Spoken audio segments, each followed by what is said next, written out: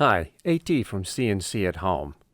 Recently, I've been doing some burning and came across an anomaly. Specifically on this particular burn, all the lines should be straight and vertical, but when I started burning, everything was coming out wavy. I was curious to know if it was something with the software that I'm using or if there was some physical hardware issue with the laser.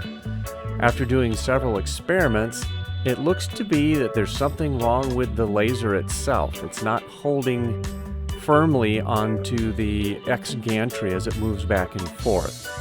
This was an initial failure with the laser when I built it, and to solve it, I had put a piece of electrical tape across the entire length of the gantry.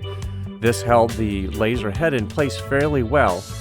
After making several burns with it, however, it seems to have worn out a little bit and the laser head is a little wobbly. This comes through in the laser burning itself, as you can see in this picture.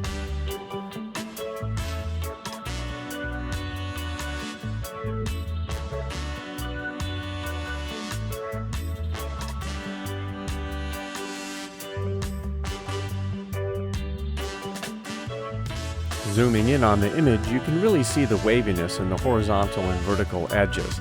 This is completely unacceptable burning.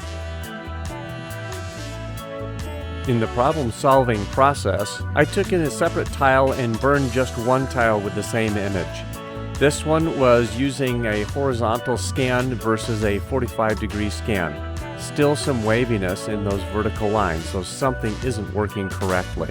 It looks like more investigation is needed.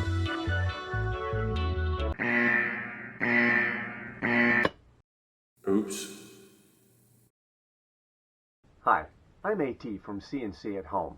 If you like our content, help support our channel by clicking on subscribe and liking our videos.